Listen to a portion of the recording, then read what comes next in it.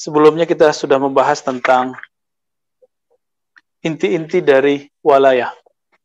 Jadi, untuk apa kita mengkaji ini? Seandainya antum ketemu dengan orang begitu, jangan salah lagi gitu.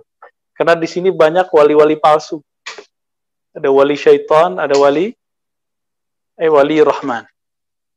Kenapa Ibn Taimiyah sangat getol di sini? Karena dia menuduh sufi yang dianggap wali oleh sufi itu adalah wali syaitan. Nah, kekhawatiran itu sudah diantisipasi jauh-jauh hari oleh Imam Al-Hakim At-Tirmizi, Imam Ibn Arabi. Mereka pakar-pakar wali semua. Ya. Jadi banyak yang berbicara tentang ini, dia nggak bidangnya. Kita juga, kalau nggak talaki dari guru, kita juga nggak berani. Ya. Karena ini hasil talaki, kita dapat dari guru, ya kita bisa bercerita. Laula masyaikh, ya, ma'arafna kulla syai'. Jadi kalau bukan karena mereka, kita nggak ngerti apa-apa juga. Jadi jangan GR dulu, antum merasa wali ya. Santai aja ya. Semoga kita menjadi kekasih Allah. Wali itu kekasih Allah, artinya bukan orang yang punya karomat. Wali itu punya istiqomah, bukan karamah. Karamah itu hadiah dari Allah, bukan punya dia. Yang dia punya apa? Istiqomah. Itu yang dia punya.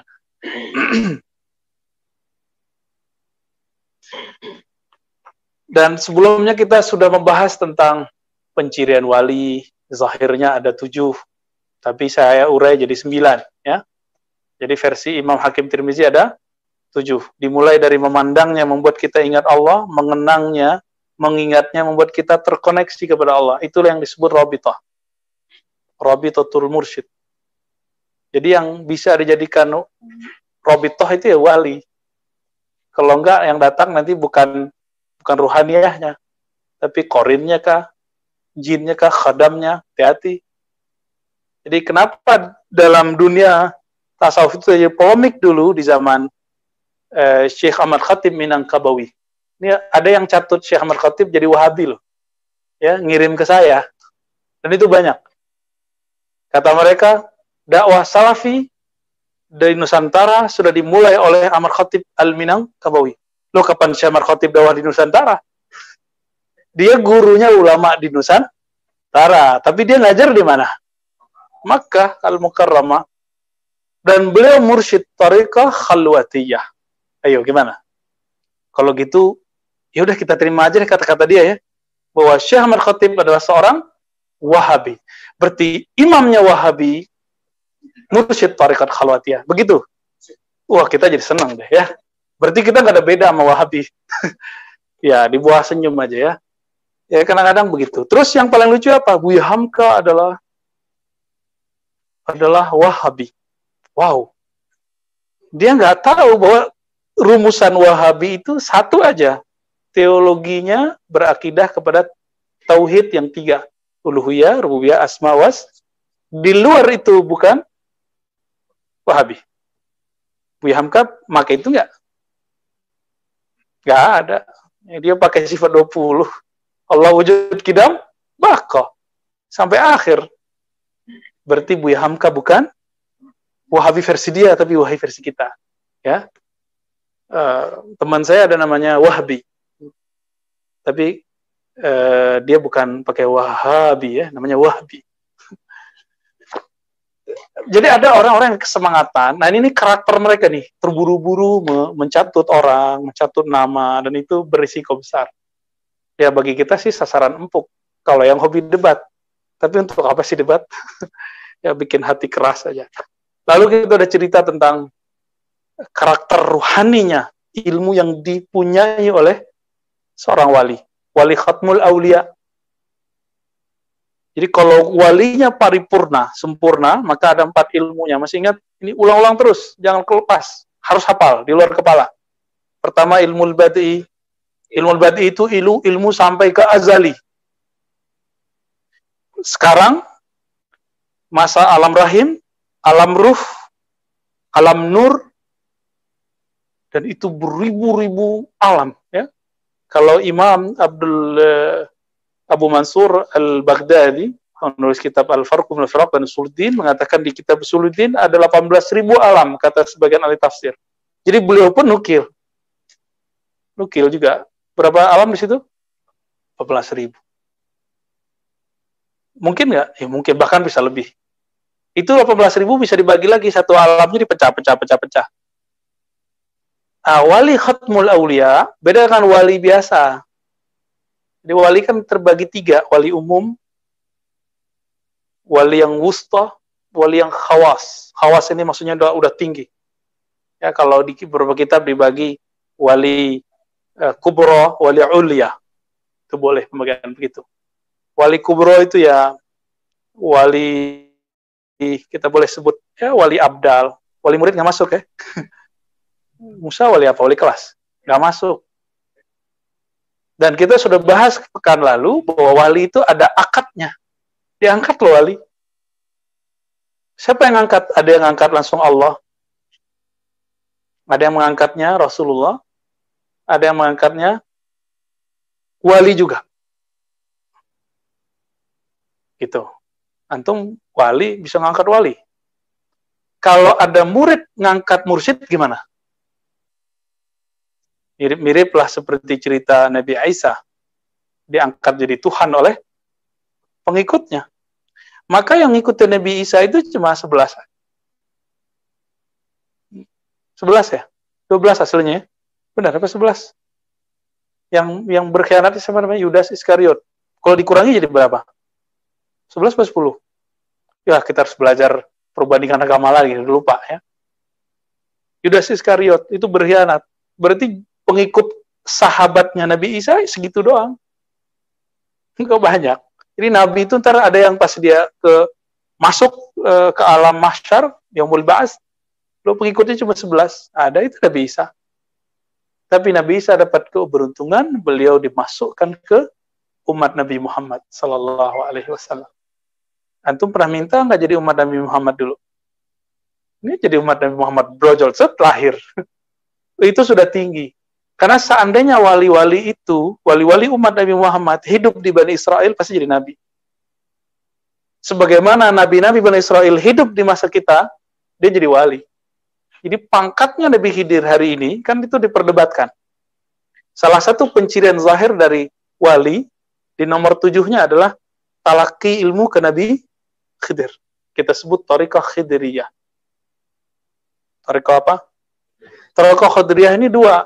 Ada qabla Nabi sallallahu alaihi wasallam, qabla Nabi Muhammad, sebelum Nabi Muhammad, ada yang setelah Nabi Muhammad sallallahu alaihi wasallam. Sebelum Nabi Muhammad itu ditandai dengan sosok Nabi Yuna Musa kalimullah alaihi salatu wassalam. Nabi Yuna Musa itu prototipe ahli syariat, ahli hukum, halal haram boleh tidak boleh. Bukan berarti dia nggak punya rahasia rohani, dia punya. Karena kita ketemu ahli fikih punya karamat banyak.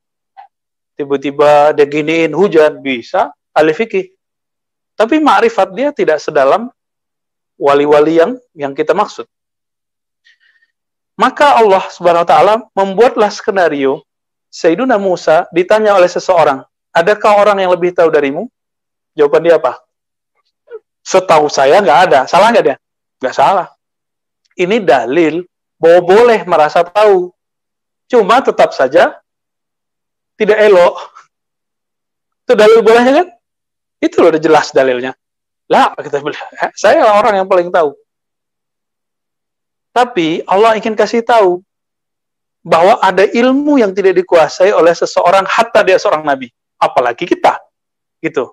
Nah, jadi belajar ini bukan gagah-gagahan teman-teman. Kita belajar ini setiap ngaji seharusnya merasa bodoh gitu ya. Jadi saya setiap kali baca kitab ini yang saya rasakan kok saya bodoh ya. Itu yang saya rasakan. Nggak tahu kalau antum ngaji tambah keren kali, pulang mendebat-debat kali. Nggak, saya justru merasa aduh ya Allah, masih jauh nih. Perjalanannya tambah jauh.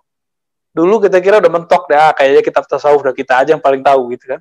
Ternyata enggak. Dulu saya kira Futuhan Makkiyah udah paling tinggi. Emang iya, secara literatur ilmiah. Tapi secara pengalaman kan belum. Ya, selevel Imam Ismail An-Narani, murid dari Maulana Khalid. Itu beliau ngomong ini. Ibnu Arabi. Jadi dia ngejek Ibnu Arabi. Wali ngejek wali bisa loh. Ya. Apa kata dia?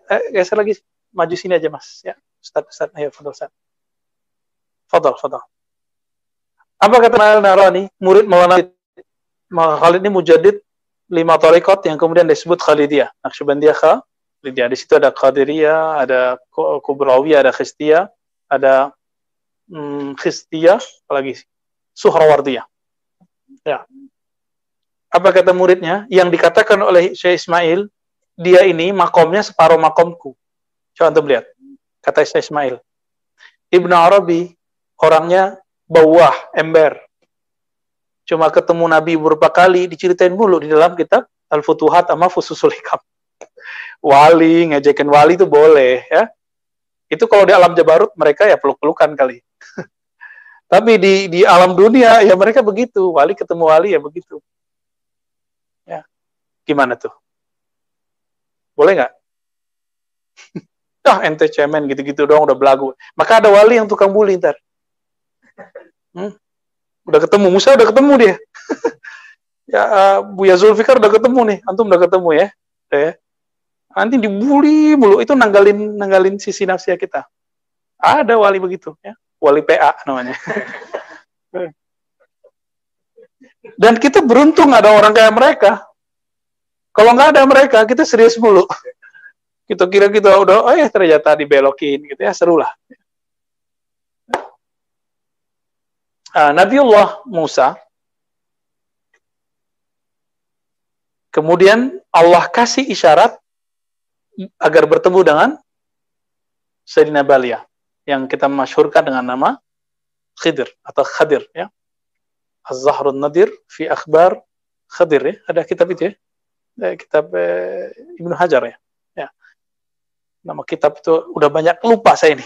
Udah zamannya nggak tahu ya, padahal kita belum tua-tua amat, tapi udah banyak yang lupa saya judul kitab. Allahumma sholli ala sayyidina Muhammad. Isyaratnya apa? Ikan, ya kan? Antum nggak tahu kan ikannya ikan apa? Cari di kitab, ikan apa itu? Ikan yang dibawa oleh Sayyidina Musa supaya ketemu Nabi Khidir. Apa hubungannya ikan sama Nabi Khidir? Apa hubungannya? Masuk akal nggak? Nggak masuk akal atau ente nggak paham? Beda loh ya. Nggak masuk akal, itu ghair ma'qul bahasa Arabnya. Itu beda dengan al-aqlu ajiz. Al-aqlu la yudrik. Akal nggak sanggup, bukan berarti dia nggak ada. Apa coba hubungan ikan kecil dengan Nabi Khidir? Terus ada lagi ayam sama siapa gitu kali ya. Apa hubungannya? Ternyata Nabiullah Khidir emang tinggalnya di air. Air apa? Itu ceritanya tepi pantai atau tepi sungai? Tepi laut. Tepi laut itu tepi pantai apa? Benar. Tepi pantai. Apa hubungannya? Oh, berarti beliau tinggalnya di laut. Maka simbolisasi Khidriyah adalah al-bahar.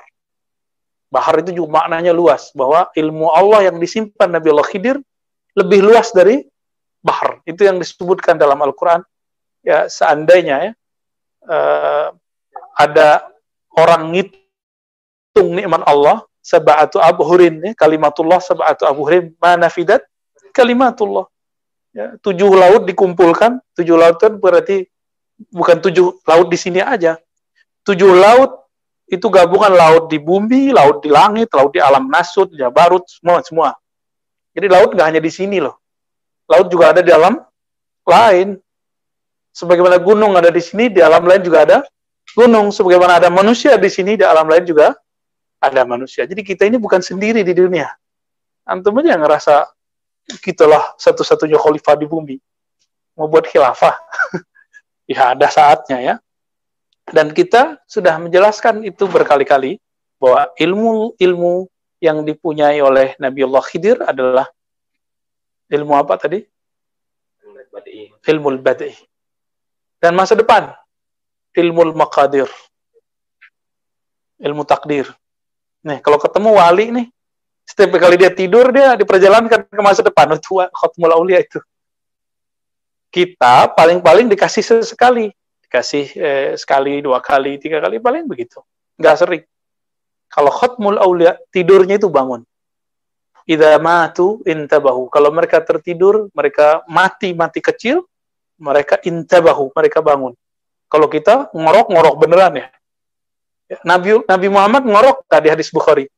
Oh, ya, berbunyi. Jadi Nabi disebutkan dalam hadis kalau tidur berbunyi. Bunyi ngorok. Maka ngorok itu sunnah nggak?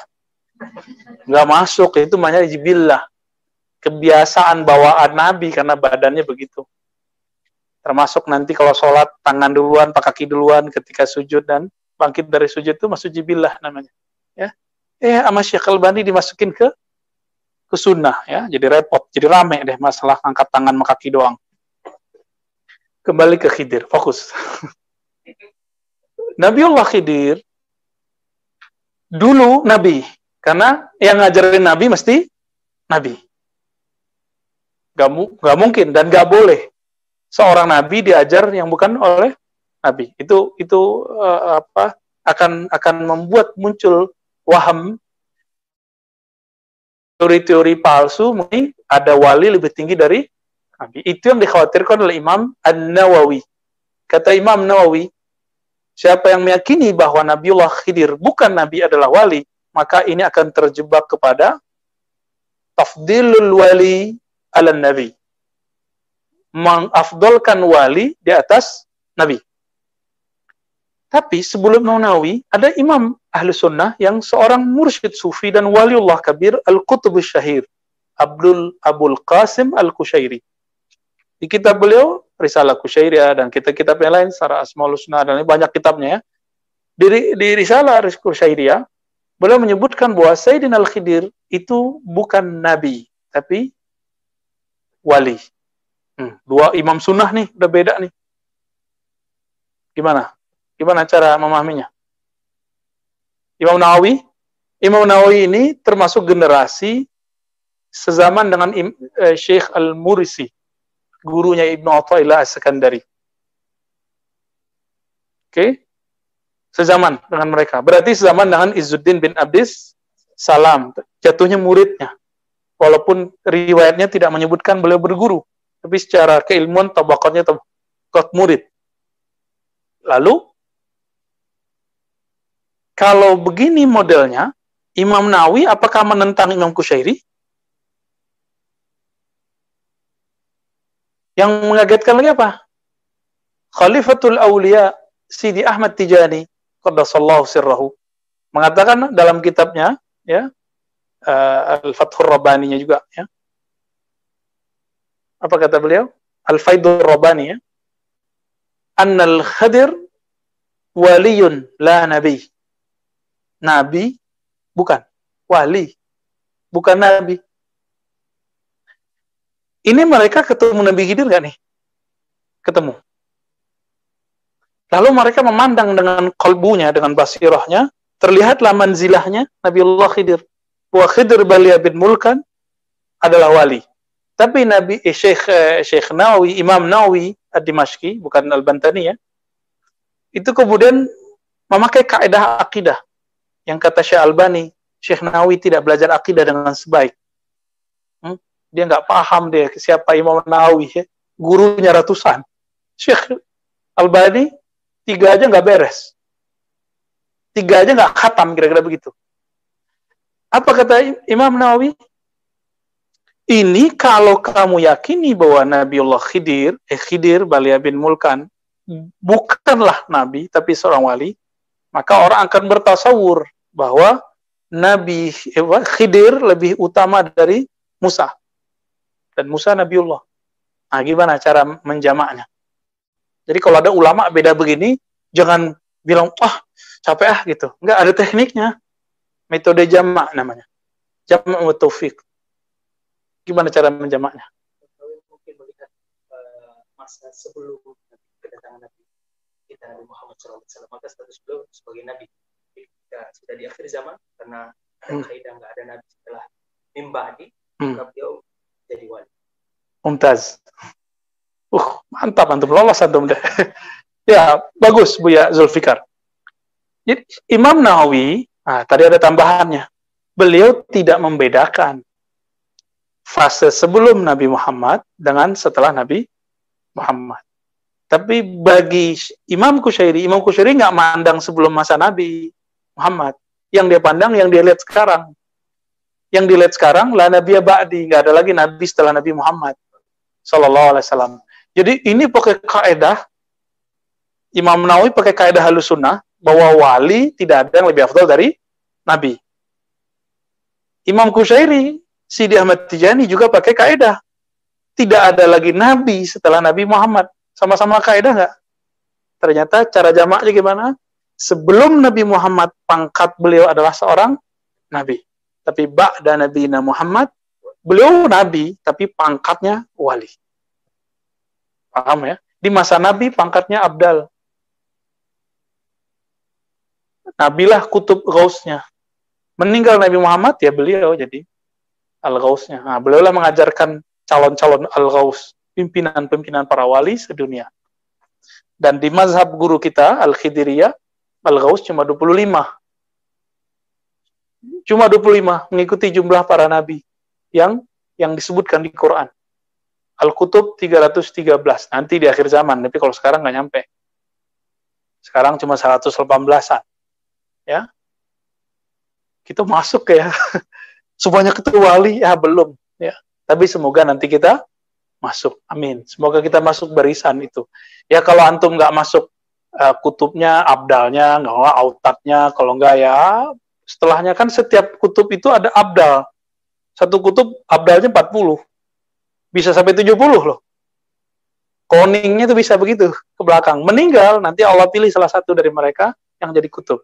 Kutub yang 313 Allah pilih dari mereka satu, Al-Ghaus. Dipilih, bukan dicari. Jadi antum nggak bisa buat-buat jadi wali. Itu pilihan Allah. Inilah maknanya nubuwah. Ya, ilmun wahbiyun. Bukan ilmu wahabi. Ilmun wahabi, pemberian, given. Nah, istilahnya Ustadz Ocit ya. Kif, dokter, khair.